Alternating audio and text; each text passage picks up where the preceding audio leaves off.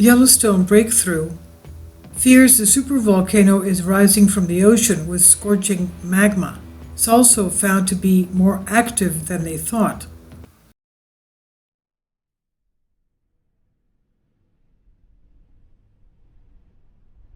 Yellowstone breakthrough fears supervolcano is rising from the ocean with scorching magma. Sebastian Ketley Express UK reports the shocking Yellowstone volcano theory, a hypothesis suggesting the monstrous supervolcano was pushed out of the ocean by powerful tectonic movements. This new theory contradicts the accepted view Yellowstone rode from the Earth's mantle.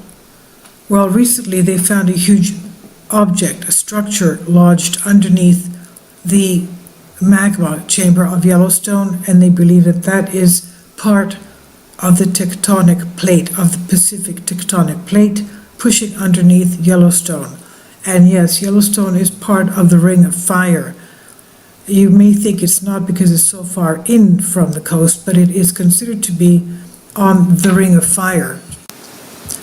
A geologist at the University of Illinois suggests the source of Yellowstone's volcanic activity could be found off the west coast of the United States.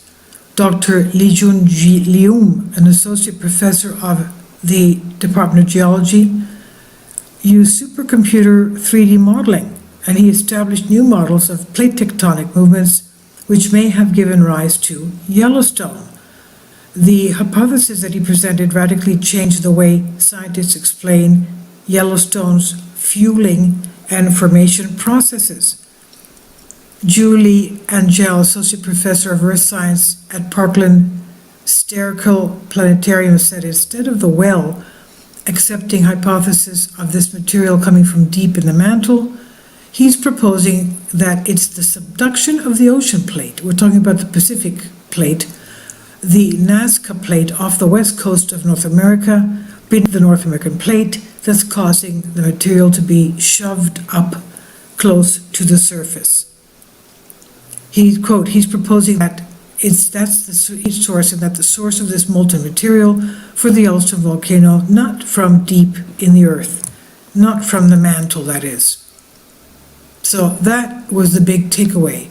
Professor Angel said that there's good potential that the Yellowstone hypothesis, in this hypothesis, the commonly accepted theory is the Yellowstone camera formed several million years ago in what is today the modern United States. A gigantic eruption of magma towards the Earth's surface some 630,000 years ago pushed the planet's crust upward into the shape we see today. Bob Smith, seismologist of the University of Utah, explains this crustal magma body is a little dimple that creates the uplift. It's like putting your finger under a rubber membrane, pushing it up, and the sides expand. The resulting caldera or volcanic depression measures about 34 by 45 miles.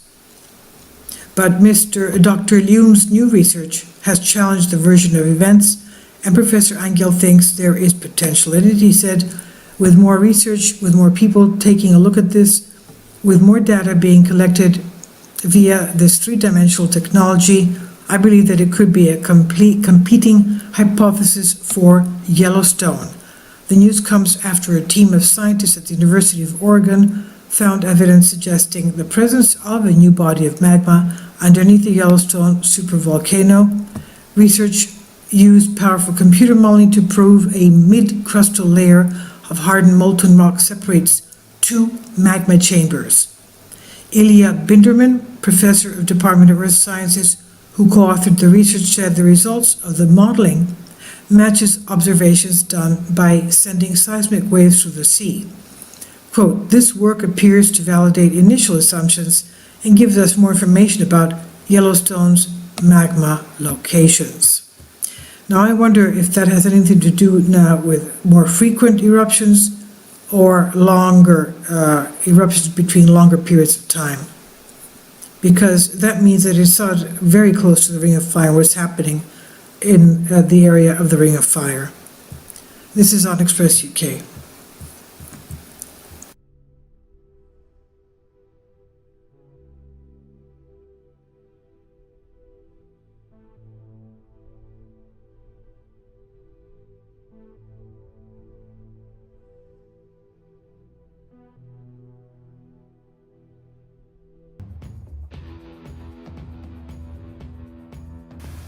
Yellowstone Supervolcano, over 280 earthquakes in the past month, and Steamboat Geyser is erupting regularly every week.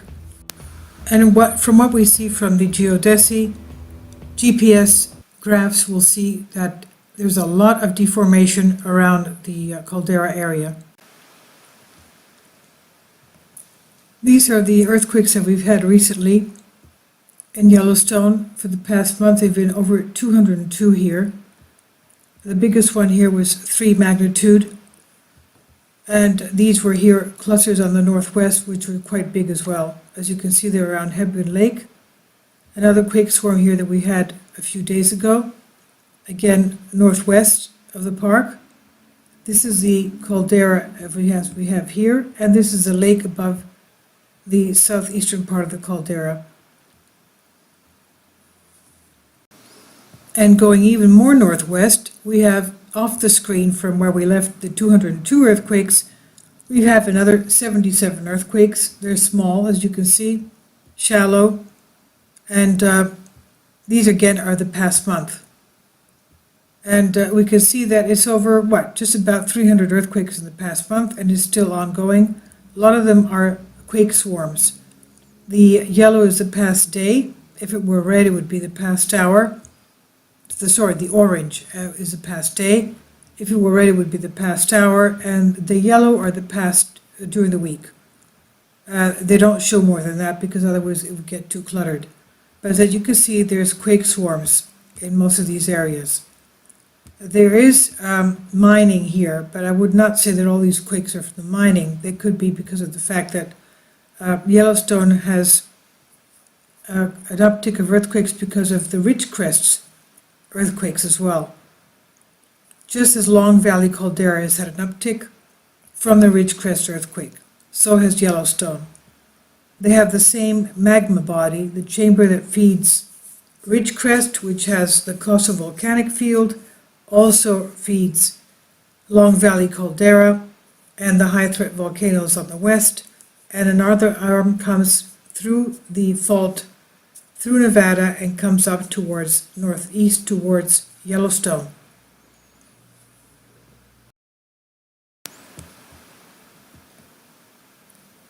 Steamboat Geyser erupted 5 water eruptions during the month of October, October 1st, 7th, 16th, 22nd, and 30th, 2 more times in November, bringing it over 45 eruptions since the beginning of the year.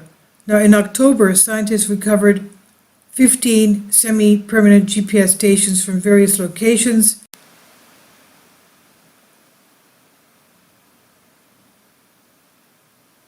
In and around Yellowstone National Park. The stations are deployed each May in areas that are not well covered by the continuous GPS network, but they don't have radio telemetry, so the data are only logged on site and not available in real time. Recovery of the stations before onset of winter weather means that the data can be downloaded and analyzed, and all stations were operating normally and will be redeployed May of next year. The seismicity.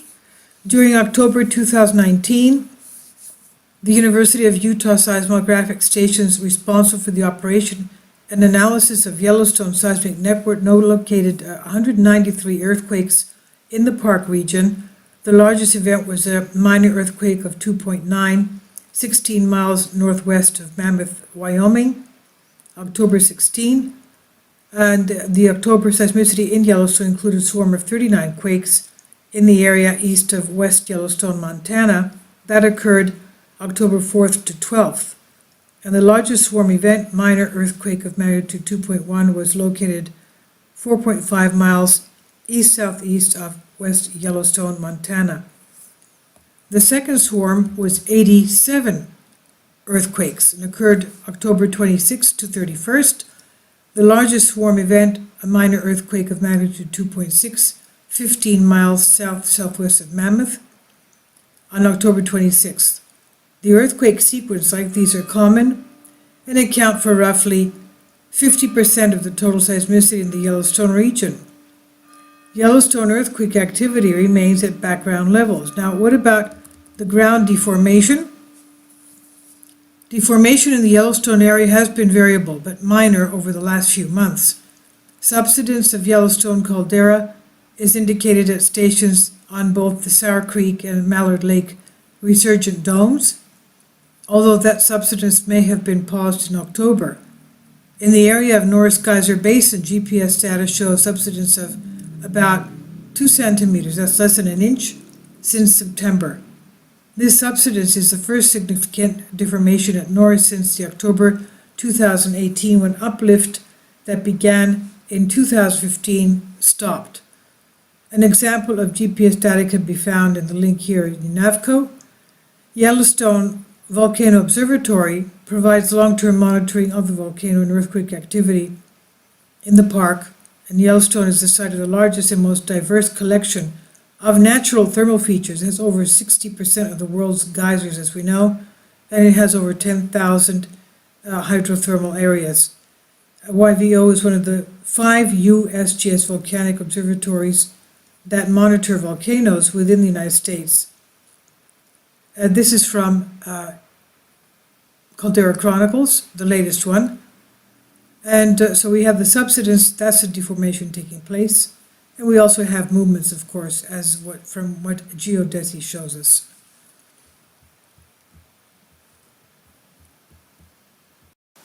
I'll leave a link below for you for the Geodesy because very interesting. You can find all the GPS stations worldwide. I've just chosen 2 here for us to see. This one is just southwest of Hebgen Lake, and it shows you here on the top graph, if it were to be going up, it would be showing that it was moving east. It's going down, which means it's going west.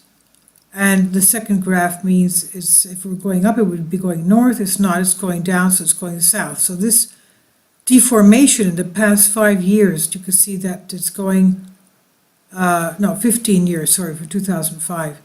It's going southwest. And then you have the bottom graph showing you a seasonal change, but basically it's inflating. It's going southwest towards, California, let's put it that way, and it's inflating. So there's a movement there, as you can see, and there's movements in all types of the GPS graphs that you'll see there, if you want to play around with it and see what you'd like to see, where, even in your area, what's going on. And then the next one is just northeast of the caldera, where we've had recent quake swarms there as well. And this is what we have. It starts going west on the top graph. You see it quickly goes up west, and then it goes east, and then it goes west, and now it's going east. And the north-south graph, it was going south, and then it was leveling off, and then it started going south again, and it's basically leveled off now.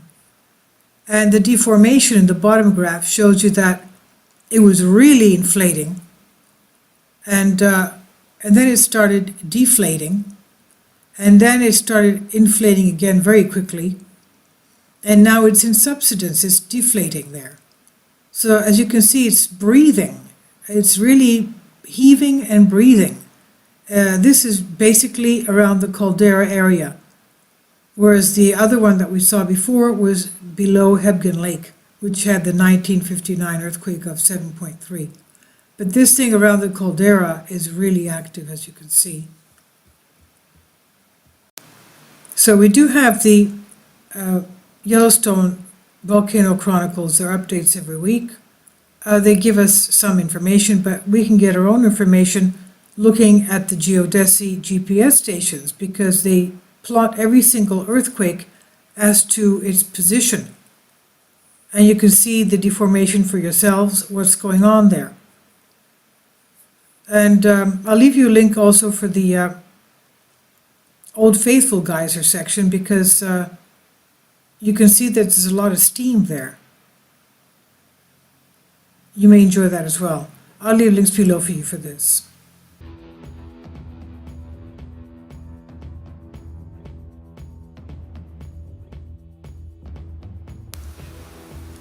Yellowstone Supervolcano is more active than first thought, the study reveals. This is on the conversation and University of Glasgow. The last eruption from Yellowstone National Park over 2 million years ago, the super eruption that is, appears to have been two smaller eruptions, more than 6,000 years apart. By taking samples from the Huckleberry Ridge tuff created by the eruptions, scientists have used a rock clock dating technique to determine the supervolcano was more active than initially thought. The first eruption is believed to have ejected 2,200 cubic kilometers of magma, and the second eruption ejected 290 cubic kilometers, thus more than 6,000 years later that it did that. And reading more from the University of Glasgow.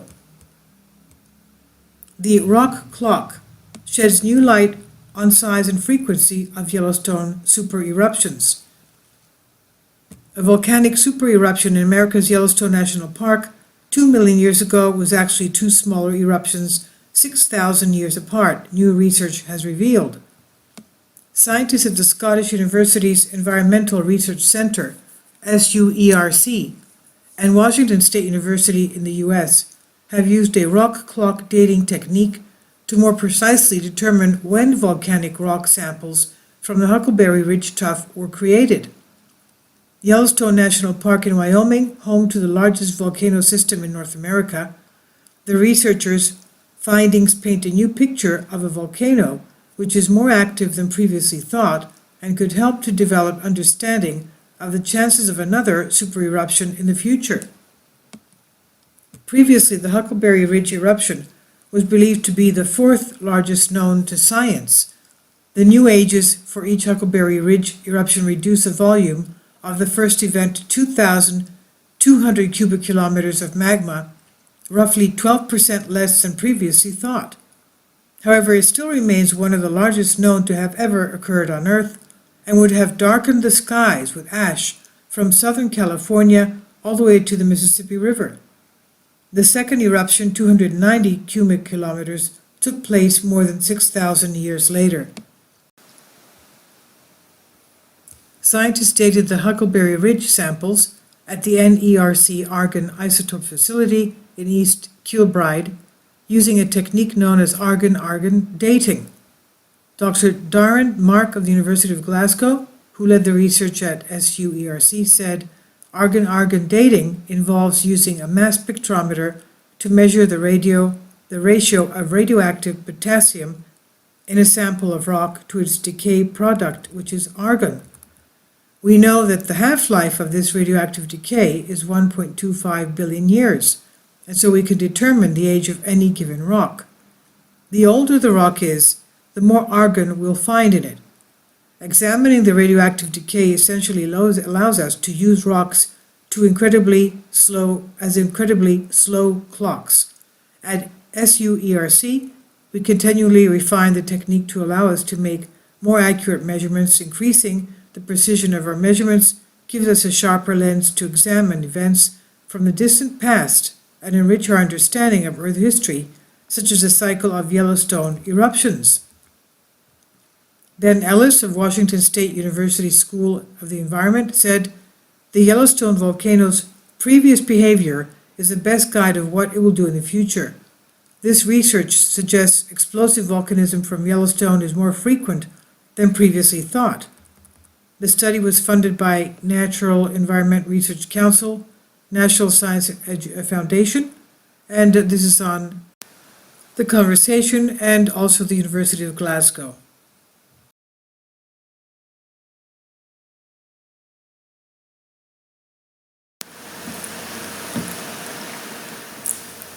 If you'd like to join me on my Patreon account, you will hear content not covered by mainstream media.